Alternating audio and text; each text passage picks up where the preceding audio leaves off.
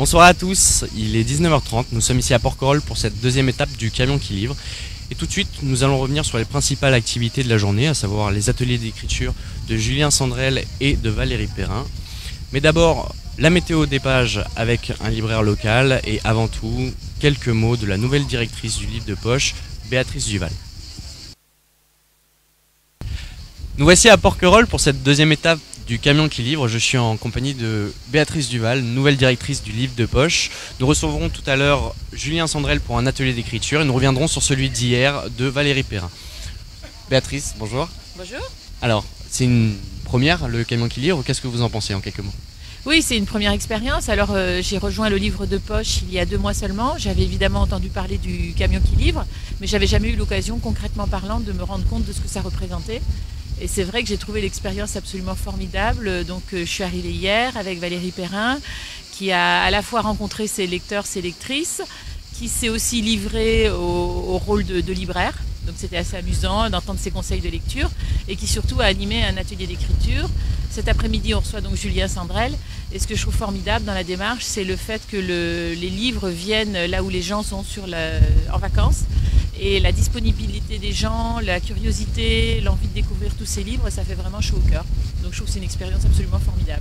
Et en plus sur l'île de Porquerolles, voilà, on est vraiment gâtés. On est entre vacanciers, voilà, en quelque sorte. Et d'ailleurs, est-ce que vous avez eu l'occasion de voir un petit peu les gens qui venaient sur ces ateliers? Le camion qui livre, le concept c'est aussi d'aller vers des lecteurs qui sont clairement en vacances. Est-ce qu'il y a un rapport différent avec eux ou en général ou pas?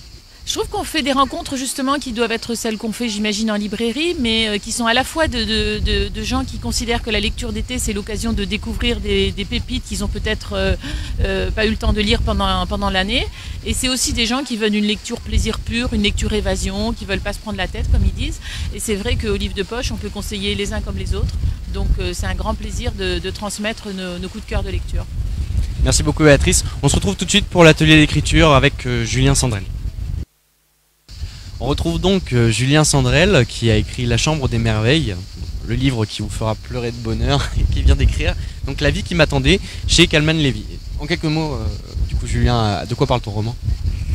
Alors La vie qui m'attendait, ça raconte l'histoire d'une femme qui a 39 ans, qui est médecin et qui est aussi hypocondriaque. Cette femme est un peu bloquée dans sa vie, elle ne sait pas véritablement expliquer pourquoi et sa vie bascule justement le jour où il y a une patiente de longue date qui rentre dans son cabinet, qui lui dit « Ma petite Romane, je t'ai vue la semaine dernière à Marseille, tu sortais du cabinet d'un pneumologue, tu avais l'air très malade, mais ne t'inquiète pas, avec moi ton secret est bien gardé ». Et le truc c'est qu'elle n'est absolument pas malade et qu'elle n'est jamais allée à Marseille. Donc elle se dit soit cette femme est totalement folle, soit il y a quelqu'un là-bas qui me ressemble. Donc elle décide de partir et d'enquêter et assez vite elle remonte la piste d'une autre femme et quand elles vont se rencontrer toutes les deux, il va être absolument évident qu'elles sont sœurs jumelles. Donc elles sont jumelles, elles ont 39 ans, ni l'une ni l'autre n'avait une quelconque idée de l'existence de cette jumelle, donc il va falloir qu'elles unissent leur destin d'une certaine façon pour comprendre ce qui s'est passé dans leur famille respective et évidemment tout ça va totalement transformer leur vie. Eh ben écoute, alors comment est-ce que tu vas transformer cette histoire, ou d'ailleurs celle de La Chambre des Merveilles, pour cet atelier d'écriture qui nous attend dans quelques heures?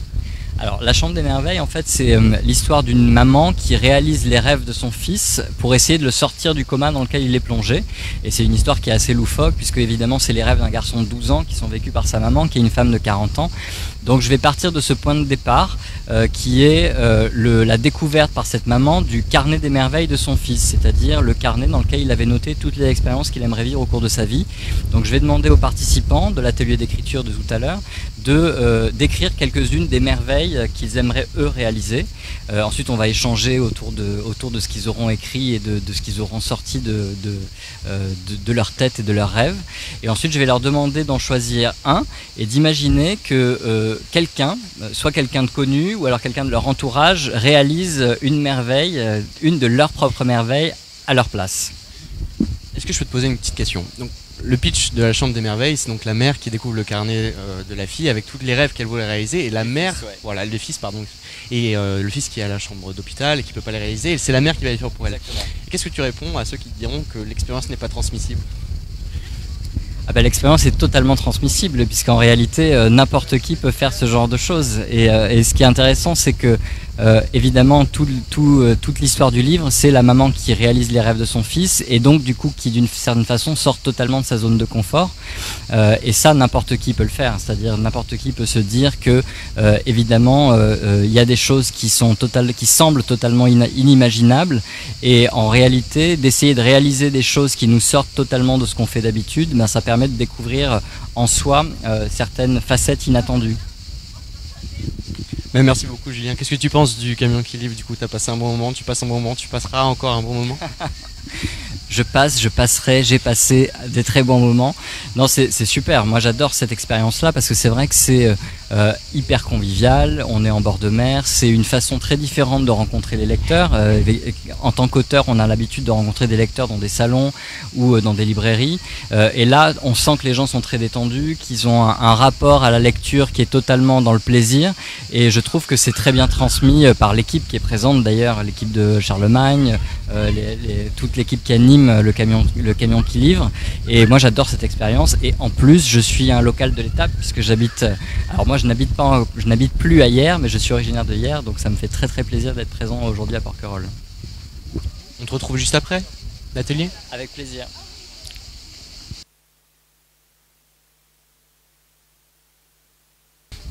On passe maintenant à la méthode des pages avec Laurence Thomas de la librairie Charlemagne. Alors Laurence, qu'est-ce qui se vend bien ici à Porquerolles? Alors à Porquerolles, on a la chance de recevoir 2 auteurs. Hier, nous avons reçu Valérie Perrin, dont le dernier ouvrage sorti au livre de poche est Changer l'eau des fleurs. Et aujourd'hui, on reçoit Julien Sandrel pour La Chambre des merveilles, paru aussi aux éditions Le Livre de poche. Et forcément, ce sont des ouvrages dont on parle beaucoup parce qu'on a très envie que les lecteurs découvrent les auteurs qui sont présents et découvrent leurs ouvrages. Et ça fait partie de nos 2 meilleures ventes. Top. Et qu'est-ce qui toi te plaît particulièrement? Quel bouquin tu mettrais aux éditions Livre de poche en avant pour cet été? Alors celui que j'ai envie de mettre en avant pour cet été et vous présenter, c'est de Tatiana Dronet, La Sentinelle de la pluie aux éditions Le Livre de poche. C'est une très belle histoire de famille, un huis clos dans un Paris complètement submergé par les eaux. Une famille se retrouve pour l'anniversaire de mariage des parents. Et il se trouve que le père a un malaise, il se retrouve à l'hôpital, coincé, tout le monde est coincé à Paris. Et évidemment, des secrets vont ressortir, des histoires, le passé. C'est bouleversant, tendre, pas un moment c'est plombant, ou voilà, c'est un vrai moment familial de découverte, de retrouvailles. Donc Sentinelle de la pluie, Tatiana Dronet. Oui. Merci. Merci beaucoup Laurence. Donc du coup on se retrouve juste après l'atelier d'écriture de Julien Sandrel. On retrouve donc Julien après cet atelier d'écriture qui doit bientôt partir. Julien, est-ce que tu peux brièvement nous dire comment est-ce que ça s'est passé aujourd'hui? Alors ça s'est extrêmement bien passé. Moi j'ai passé une super après-midi. Alors non seulement il faisait super beau, mais il y avait aussi des gens extrêmement intéressants. Donc l'atelier d'écriture en lui-même, il y avait à la fois des adultes et des enfants. Donc les adultes, ils étaient plus dans la discussion pour essayer de comprendre l'envers du décor, la manière dont j'écris, etc. Et donc on a beaucoup échangé sur tout ça.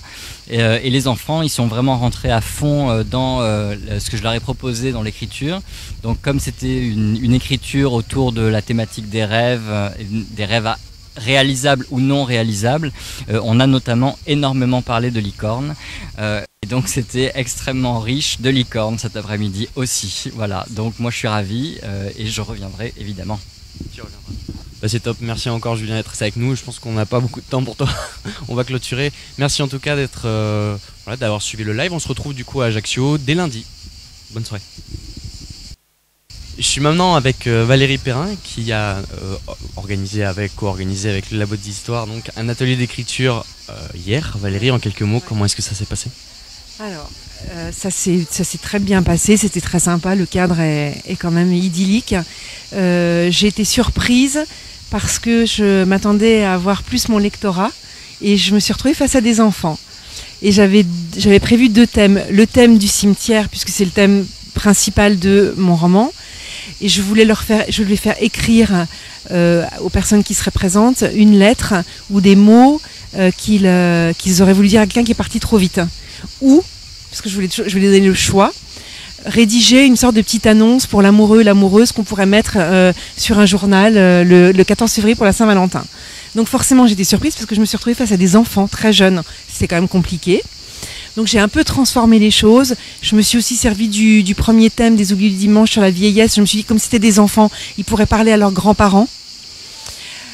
J'ai fait comme j'ai pu. Il y avait des enfants qui avaient très très envie de jouer le jeu, d'autres moins. Et c'était sympa. C'est toujours, de toute façon, c'est toujours formidable les rencontres, même quand ce ne sont pas des lecteurs, parce que on apprend toujours des choses, tu vois. C'était quand même très intéressant. Et puis il y a des petits bouts de chou qui ont écrit des choses bouleversantes. Il y a un petit garçon, quand il a lu son texte, j'avais les larmes aux yeux. Et je crois que tout le monde était comme ça un peu autour de la table. C'était très beau. C'était très beau. Il avait écrit à son chien, et puis à son meilleur ami qui avait déménagé. Et son meilleur ami qui lui manquait, et en face son grand-papy qui était parti trop tôt. Donc c'était juste bouleversant avec des mots d'enfant, c'était beau.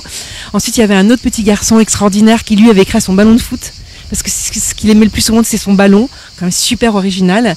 Et enfin une petite fille qui elle a écrit aussi à ses animaux qu'elle adore. Hein. Voilà. Non, c'était beaucoup de tendresse. Merci beaucoup Valérie pour ce témoignage lourd de sens. Donc du coup, écoutez, on se retrouve maintenant à Ajaccio lundi. Merci beaucoup Valérie d'avoir été là.